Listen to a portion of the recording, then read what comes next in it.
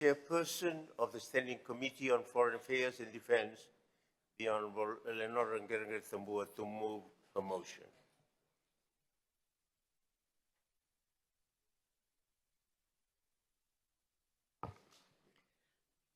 Thank you, Honourable Speaker. Mr. Speaker, I move that Parliament debates the Consolidated Review Report of the Republic of Fiji Military Forces 2019 to 2022 Annual Reports, which was tabled on the 13th of March 2025.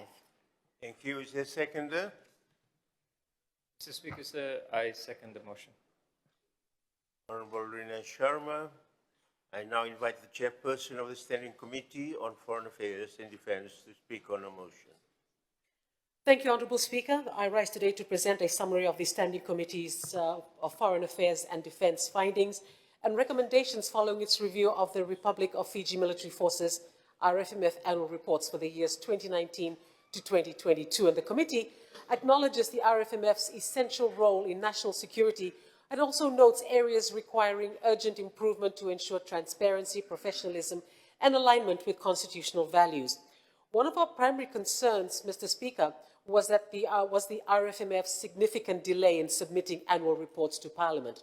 The last known submission prior to this review dates back to 2005. While recent reports have resumed, inconsistencies in formatting and the absence of audited financial statements in earlier years hinder proper scrutiny. We recommended the timely and standardized submissions of all reports in accordance with the Financial Management Act 2004. The committee also addressed growing concerns around public trust in the RFMF, particularly given its history. We commend the introduction of a new strategic plan in 2022 and urge the RFMF to strengthen its commitment to the rule of law through leadership development and independent oversight mechanisms. We noted the absence of a whistleblower policy and an outdated military justice procedure, and that outdated military justice procedures must be addressed through legal consultation and policy reform. And I know that former officers of the RFMF will also be speaking after me.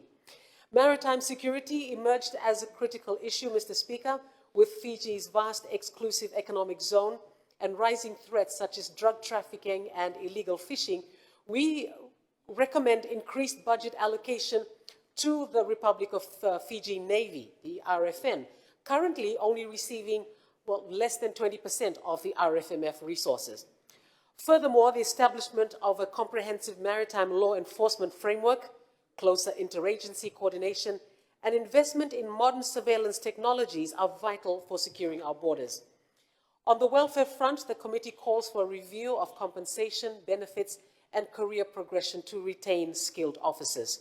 We also advocate for the development of a structured mechanism to reward officers returning from further studies, alongside a review of veterans' benefits under the Ministry of Defence. Finally, we encourage the continued expansion of public relations efforts and cadet training programs to enhance community engagement and discipline amongst our youth, while instilling values of integrity and service. Mr. Speaker, the committee believes that by implementing these recommendations, the RFMF will not only enhance its operational effectiveness, but also reaffirm its commitment to democratic principles, transparency, and public accountability. On that note, Mr. Speaker, I commend the motion to the House. Nakasaka. I thank the Chair of the Standing Committee. Honourable members, the floor is now open for debate on the motion. I have a list of speakers. Each speaker is allocated 5 minutes each. I invite first the Minister for Immigration, Honourable William Enokota. Thank you, Mr. Speaker, sir. Mr. Speaker, sir, I rise to speak on the motion before us regarding the recommendations from the Consolidated Review Report of the Republic of Fiji Military Forces Annual Reports for 2019-2020, 2020-2021, and 2021-2022. This report provides us with a roadmap to strengthen the governance, transparency, and operational efficiency of the RFMF, and I wholeheartedly support this motion as it addresses critical issues affecting our nation's security and public trust. As members of parliament, we have a duty to ensure that our institutions, especially those tasked with safeguarding our sovereignty, are operating at their very best. The recommendations outlined in this report shine a spotlight on areas that urgently need our attention. Today, I will focus on the three most pressing issues identified: delayed reporting and accountability, public trust and human rights compliance, and maritime security capability gaps. These are fundamental to the progress and integrity of the RFMF, and resolving them will set the foundation for a stronger and more resilient Fiji. Mr. Speaker, sir, let us first address the issue of delayed reporting and accountability. The RFMF's failure to submit its annual reports to Parliament since 2005 has raised serious concerns. This lack of transparency undermines public trust and prevents us from providing effective oversight of an institution that receives substantial funding from taxpayers' money. Without timely reports, how can we assess whether funds are being used appropriately or whether the RFMF is meeting its constitutional mandate? The report highlights that delays in financial audits contributed to this issue, but subsequent reports have made progress by including audited financial statements. However, the committee has rightly recommended that the RFMF standardize its reporting format to improve readability and comparability. Consistent, timely reporting is not just a bureaucratic requirement, it is a cornerstone of accountability and integrity. Mr. Speaker, sir, we must remind ourselves that transparency is the bedrock of good governance.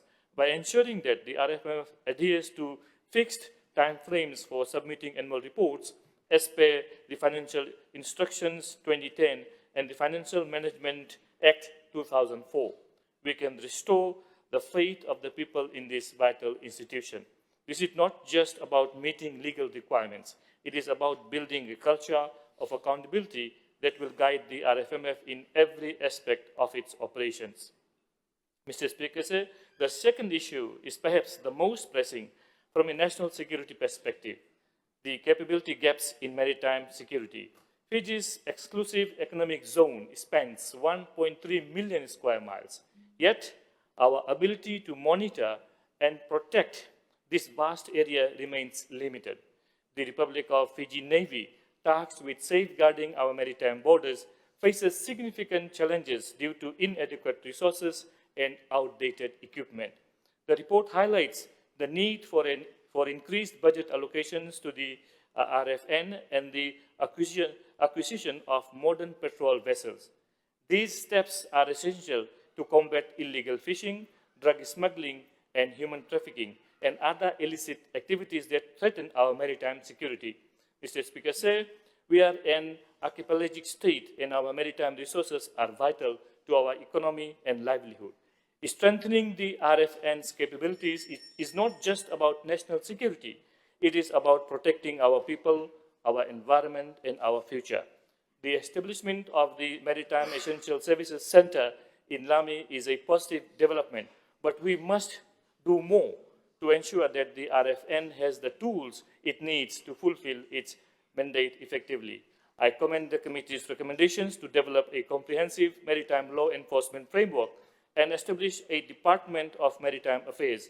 These initiatives will streamline operations, enhance interagency collaboration, and address our overlapping responsibilities that currently hinder efficiency. Mr. Speaker, sir, the challenges we face in maritime security are complex, but they are not insurmountable. With the right investment and strategic planning, we can transform the RFN into a force that not only protects our borders, but also contributes to regional stability. Mr. Speaker, sir, in conclusion, the recommendations outlined in this report are not just suggestions. They need to be implemented. Delayed reporting, public trust, and maritime security are just some of the issues that require our immediate attention and collective effort. By addressing these challenges, we can strengthen the RFMF, restore public confidence, and safeguard our nation's future. I stand here today in full support of this motion, not just as a member of parliament, but as a citizen of Fiji who believes in the power of accountability, integrity, and progress. We must ensure that the RFMF is equipped to fulfill its constitutional mandate and serve the people of Fiji with honor and professionalism. Mr. Speaker, sir, thank you for the opportunity. Naka. Thank Honorable Virendra Lal for his contribution. I call next on the Minister of Policing, the Honorable Neville Rua.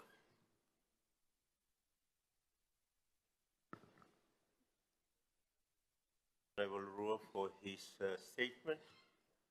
I call next on the Honorable Lena Sherman. Thank you, Mr. Speaker, sir. I support the motion before the House and the recommendations of the committee. Although I have one issue that I would point out in the end.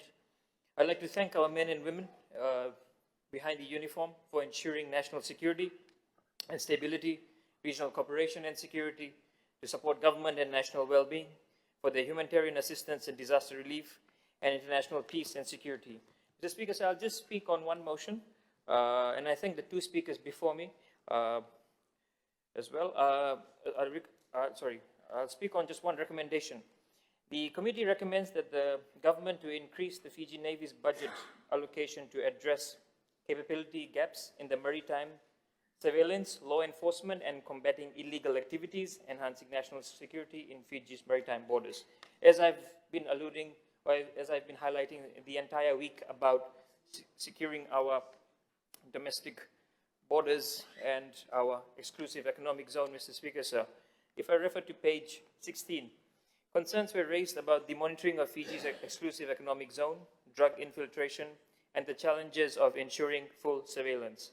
And the EEZ spans to 1.3 million square miles, but monitoring is limited due to the availability of only one patrol vessel and two smaller boats. And the cooperation with regional partners, local communities, and government agencies helps to address these limitations, Mr. Speaker, sir. Now, the issue that I found here was, Mr. Speaker, sir, that in 2023 to 2024, the total budget for RFMF and Fiji Navy's allocation is within that. The total budget was 103.1 million, and Fiji Navy got 18.3 million. In 2024 and 2025 budget, the Fiji Navy only had an increment of 1.9 million. And I feel that that's not justified looking at the complexities or the challenges before our men and women in the uniform. And I urge government to really consider in the upcoming budget of increasing the funding for the Fiji Navy. And on that note, Mr. Speaker, so that's one of the major things I wanted to highlight to government for the upcoming budget. On that note, Mr. Speaker, so I support the motion before the House. Thank you.